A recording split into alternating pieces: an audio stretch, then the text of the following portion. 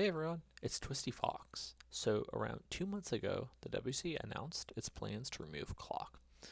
And obviously, as someone who loves Clock, this was very upsetting to me and many other people. And we definitely talked about it a lot online. I made some videos about it. I spoke to Abdullah Gulab and Dan Smith about it.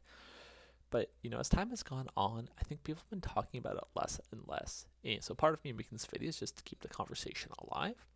But I also want to address, if I think there's going to be any more backlash from the community about the removal of Clock, and if the WCA is just going to be able to remove it without people caring anymore.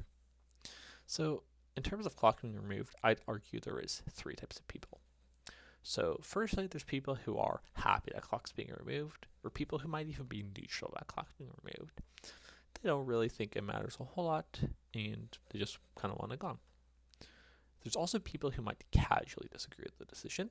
It's just people who maybe made an event that's not Clock, and they do a little Clock on the side. If the competition has Clock, they'll go ahead, sign up, and get, an average that's not super fast, but they have fun doing it, and they might be upset that Clock's being removed, but it is what it is.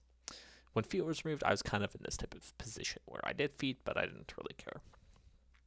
Then, of course, there's the people who are more Clock extremists, and they love Clock, and they're pretty devastated. I definitely put myself in this category. I'm wearing the free Clock shirt right now. You can buy these shirts online now, by the way. I'll link that in the description below. And I am very upset about this. And I think a lot of people are too. But while a lot of people might be, compared to the community at large, I don't think there's that many people who fall into the category of loving Clock and being really upset, compared to the rest of the community, at least, who might be more neutral or even happy that it's being removed. Yes, there's a lot of signatures on the WCA page, on the change.org page about wanting Clock to be not removed. I want to ask this. How many of those people do you think are going to still show up to competitions if Clock is removed? Probably 90%, 95%, 99% of people are still going to show up to competitions. I've not heard any talk yet of people who are going to actively avoid or boycott the WCA.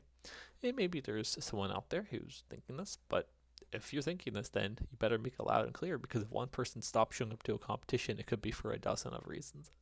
So that's just one thing. And I think there's going to be some people like me who will always be upset about this to some degree, but is it going to be enough? Probably not. And the main reason for this is that the WCA just has such a monopoly on the community, at least in the West, in China and places there are other organizations. I think the Philippines also has a different organization too that's really big that competes with the WCA. But over here in the USA and a lot of other countries, WCA is the only option, and is synonymous with the Cuban community in person.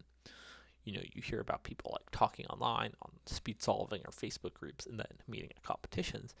You don't really hear about people meeting at unofficial groups. And I know this was something that happened more in the past, before my time in cubing, where you would just have an unofficial meetup or something.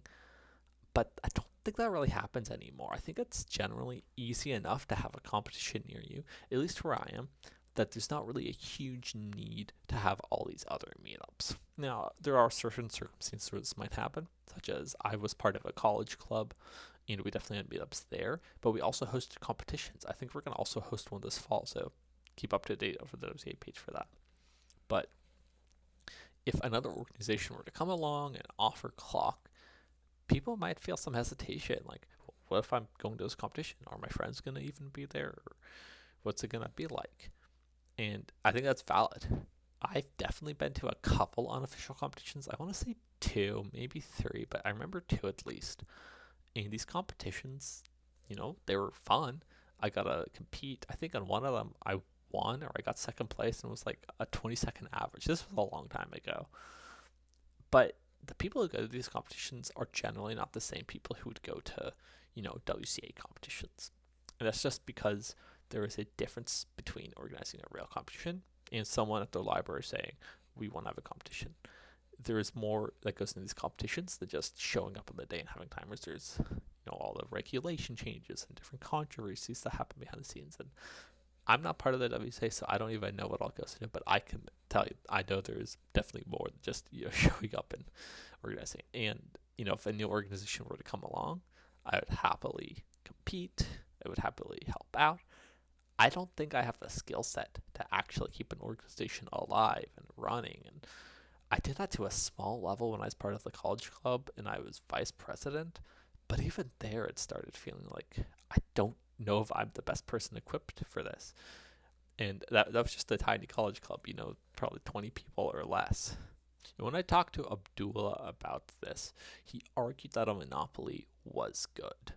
And to some sense, I see his point that having a monopoly, one organization that works good for everyone, or at least works good enough for everyone that we can all compete in, that sounds awesome.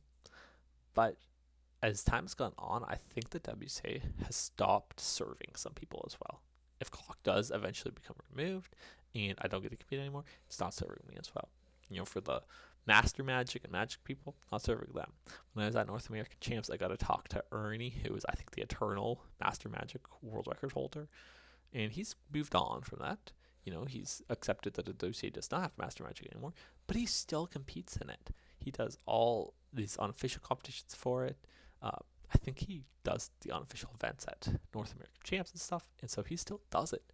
And I think if there's competitions that offered Master Magic and Magic, he would compete in them. Obviously, it's just one person. I don't know how many people are dying to compete in these other events. But point is that if the WCA stops serving the community, I think there will be a good chance for other organizations to come up and take the place of the WCA in some circumstances. Not necessarily overtaking it, but just being alongside it and having competition.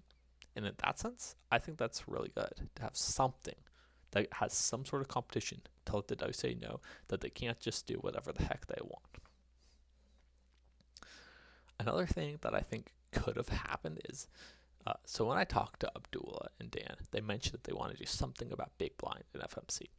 Now, they didn't specify if this is removal or just restructuring, making it not appear at big competitions, but doing something about it. I think if they had done this alongside the changes to Clock, there would have been a lot bigger a chance for the community to be averaged together. Instead, now it's just the Clock solvers who are outraged. I think if the Clock solvers paired up with like the Big Blind solvers and the FMC solvers and we were all just mad together, I think that could actually have had a big change. For now, I don't know if Clock is going to be reinstated. So, in summary, people, including myself, are upset. I'm making a video 2 months later just yapping about it. But is the WCA going to do anything? And if they don't, is the community going to do anything back? Because right now it seems like a lot of people are just going to be upset, but they're going to be like, oh, well, I'm still going to go to competitions. And, I think if people start organizing a boycott or something, that could be helpful. I'm not necessarily saying that this is something I would lead, but if there's interest, I'm not saying I wouldn't participate, And I think creating an organization is really difficult. Like, I don't want to understate that. It's not like, oh, okay, we'll just make WCA 2.0. But as there's more and more reasons for people to stop wanting to go to WCA competitions, there's more and more chance for another organization to succeed. So basically, yeah, that's just my thoughts. Just wanted to share. And yeah, thanks for watching. I hope you guys had a good one. Let me know in the comments what you think. I'm happy to talk about this or share any other thoughts or hear your thoughts. Really interested. And yeah, see you in the next one.